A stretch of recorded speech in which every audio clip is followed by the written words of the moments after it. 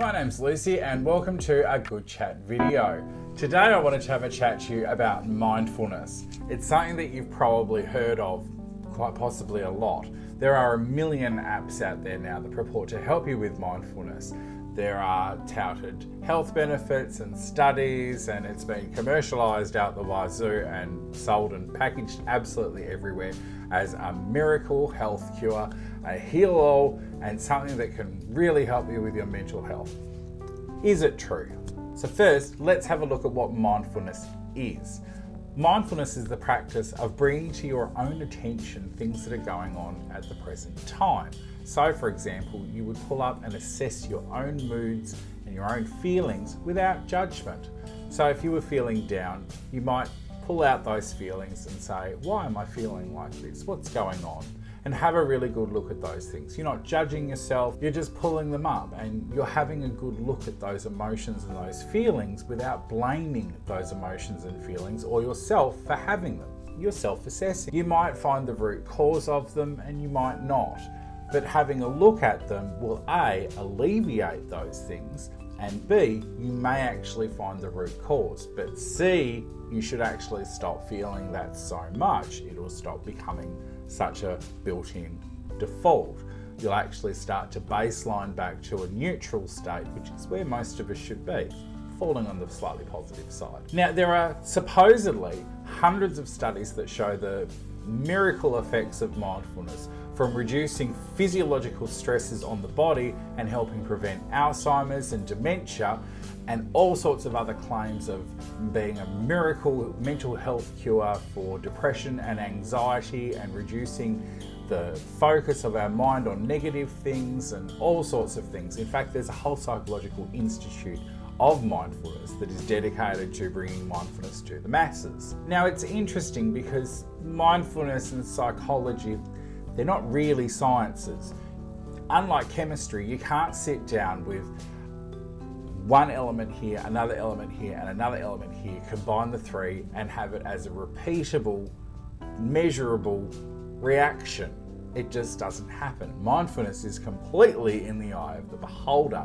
That makes it an art. That's the difference between the sciences such as chemistry and physics and psychology and sociology.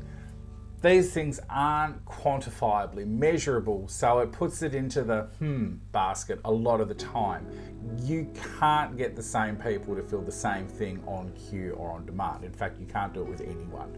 You can't make me or you feel things on demand. You can't make us think things accurately. You can't really get accurate results.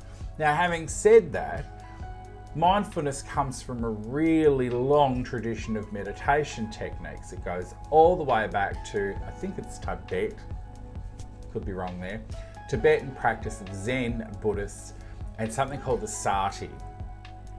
Now these practices, they really do have benefits for you, but are they for everyone? They might not be. Recent studies have actually shown that mindfulness might be better than doing nothing. And everyone that studies it agrees that there could be more controlled studies on mindfulness to get some more solid results. Now, mindfulness is a product these days. That's an unfortunate fact about it, that regardless of how effective it might be as a treatment and as a meditation practice, anything that's packaged and sold to corporations, that's sold for a monthly subscription, it's a little bit suspect and it's a little bit reason to stop and think, is this actually a thing or is it just a fad? Now, personally, I think that mindfulness can help some people. I'm not supposed to say that. I'm supposed to say, yes, it's absolutely miracle cure for everything. All of my training tells me that I'm supposed to say, yes, it's wonderful. There are so many psychological applications of mindfulness in practice, in therapies that are very effective for people, but not across the board. Not everyone is into meditation or has a mental place to be able to meditate like you're apparently supposed to. This doesn't mean that you don't work or it's broken for you or that meditation doesn't work. It just means that it's not an effective method for everyone. Some people just don't get it. That doesn't mean that they're wrong.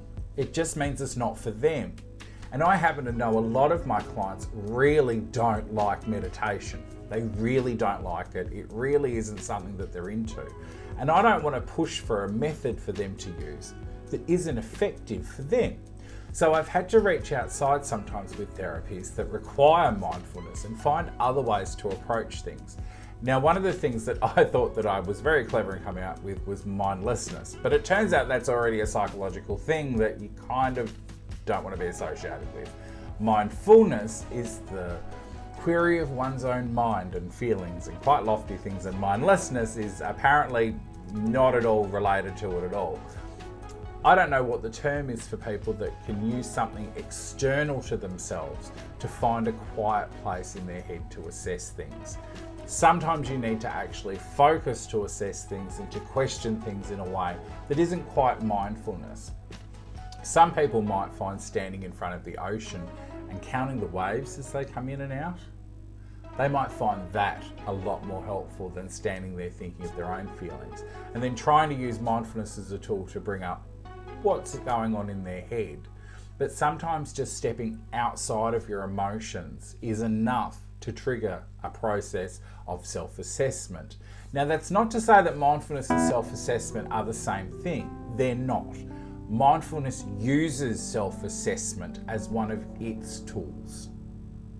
You can use self-assessment and not be practicing mindfulness. A lot of people do it all the time. It's just that mindfulness kind of takes over as the be-all, end-all, and it kind of steals all the credit for self-assessment. It's like if you start being self-assessed and using self-assessment practices, suddenly you're being mindful. That's not always the case. You might not be doing it for the same reasons, and mindfulness is actually a meditation state. So if you're not meditating, you're probably not practicing mindfulness. Now, I also know that some of my clients object to anything mindful because it's a corporate product. They might have worked in jobs where people were brought in as experts to try and get them to use mindfulness to drive sales. These sorts of things can turn people off and have a really negative adverse effect. And I hate seeing anything like that being associated with something that really is a powerful and wonderful tool in the right hands and in the right context, as mindfulness is. But just because it's got a few negative connotations and it is being bundled up as a subscription app, don't use them, doesn't mean that it's a bad thing. Mindfulness is simply a practice of self-reflection with the end goal of being self-assessment in a calm and quiet space. You don't need an app to do that. You don't need anything special to do that. And you certainly don't need someone coming in and telling you how to use it to drive up your sales targets. That's absolutely not how it's supposed to be used. Mindfulness is a wonderful tool for the people that know how to use it, choose to use it, and want to learn how to use it. But it's not the be-all and end-all of meditation, and it's not the be-all and end-all of self-assessment. There are many other ways to go about that. Any decent professional counsellor out there can help you find ways to self-assess if you don't want to use mindfulness or you find that it doesn't work for you. So that was it today, just a very quick chat just to let you know that mindfulness is a wonderful tool, but it's not the be-all end-all, and it's also not a corporate tool. So anything that requires a subscription or a paid service to teach you how to use mindfulness, just avoid it. There's a million ways that you can learn it online without paying a cent. It should be free. So that's it from me. I'm Luci from A Good Chat, and I hope this was a good chat. Talk to you soon.